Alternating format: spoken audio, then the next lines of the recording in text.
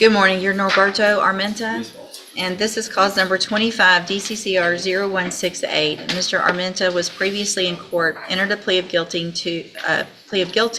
to driving while intoxicated, third or more, in addition to pleading true to prior offenses, making this a second-degree felony offense for punishment purposes. And there was an agreement of a cap of 12 years and to dismiss the evading as part of that plea agreement.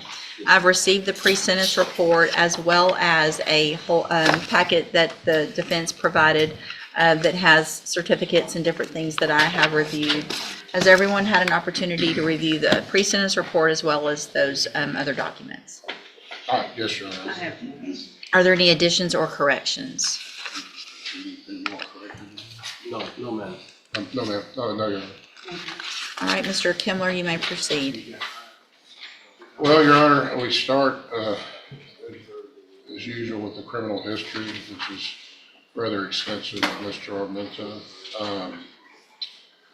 I will say I've spoken to him at the jail extensively and reviewed the case. And this is really an unusual fact situation in that he's the one that called 911 on himself in the vehicle because he was having what I thought, and I'll let him explain it to you what the reasons that he did call the concerns. And as a result of that, received the DWI. The evading detention, Mr. Armenta, is from Harris County and has had some bad experiences with law enforcement. I think there was a low speed failure to stop. They did deploy the spike strip and he ultimately came to a stop. But he related to me that he was in fear, I guess, of law enforcement and wanted to get to a spot where he would feel safe pulling over, and that's what he did. But I'll let him elaborate as to his thinking on that. Well, but what you're thinking is on that really isn't going to matter. You were on cocaine and Xanax at a minimum that day, so your thinking was not clear because you were under the influence of a lot of things in driving. That's so correct, okay. Your Honor. And I think that he relapsed, I would say, because he has indicated, and I guess enough factually demonstrated that he is trying to maintain a sobriety through our religious faith-based rehab, or I'll say programming, but efforts to maintain his sobriety. And the certificates that have been provided to the court were obtained by him while he was in custody in Harris County Jail, awaiting transfer over here. He does have a motion to revoke probation in Harris County for a DWI that will be resolved after this case is disposed of. In the VSI, again, relating to criminal history, there's some self-reporting that Mr. Armenta did as far as gang affiliations.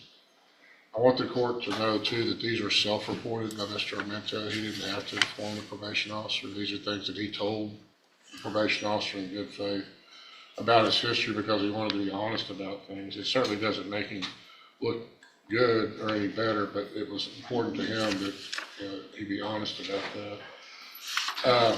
We're not asking for probation on this.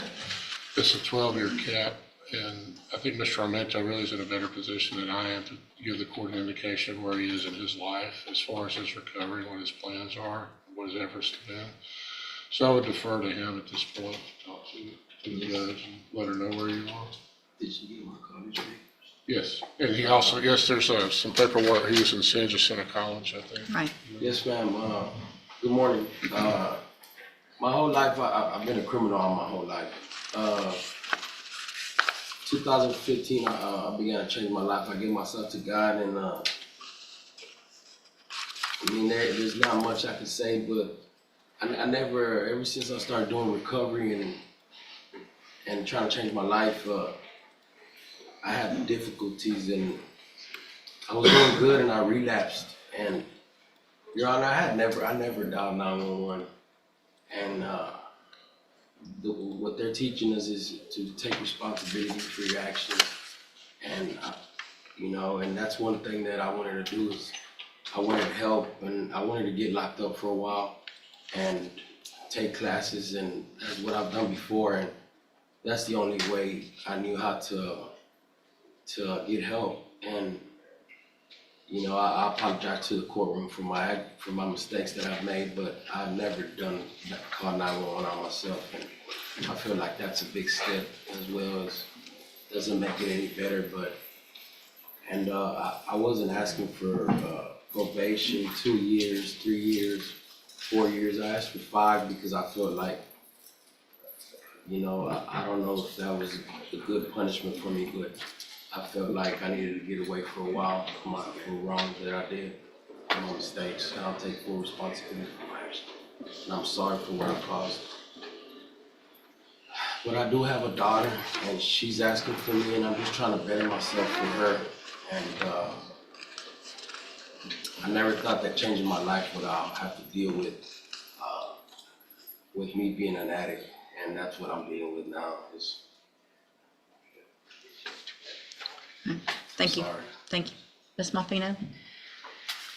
Judge, obviously, his criminal history dictates that somewhere in the range of 10 to 12 years would be appropriate for him and would have been a sentence that was mitigated by the cap. I do appreciate his honesty. It's not what we typically hear from a defendant. Usually it's the excuses. I appreciate that he's not even asking for probation and insulting the court that way, so I'll defer to what he thinks is best. So, Mr. Armenta, I make notes and go through the pre-sentence reports. Obviously, before court, I use a highlighter to highlight convictions and things, and usually the prettier it looks, the worse it is. With highlighting, yours does not look good. Your criminal history, like you said, is ridiculous. I appreciate what you're trying to do now. Obviously, it's a little late or a lot late, but it's Ms. Malfino's right. People don't take responsibility. I had a note on here for pretty much what she said, that 10 to 12 was probably the right thing to do. I think I'm inclined to give something for what you are trying to do, but 5 years is not going to be it.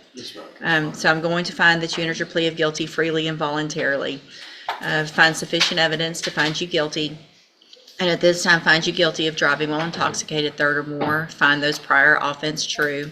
Sentence you to a term of 8 years in the institutional division of the Texas Department of Corrections. You will receive credit on that sentence for any time that you've been in custody that the law gives you the right to receive. I'm going to hand you the trial court certification that shows this was an agreement that I followed, and so you've waived your right to appeal. I'm also handing you a written admonishment regarding your ineligibility to possess a firearm or ammunition. Because of the judgment entered against you, you're ineligible under Texas law to possess a firearm or ammunition. Possession of a firearm or ammunition could lead to charges against you. Firearm is a legal term, and you should read the written admonishment I provide you to see what devices qualify as a firearm. If you have questions about the laws that make you ineligible to possess a firearm or ammunition, or about how long that lasts, you can talk with Mr. Kimler. Good luck to you, sir. Hopefully you'll continue doing what you have been. Ms. Holmes on Claudia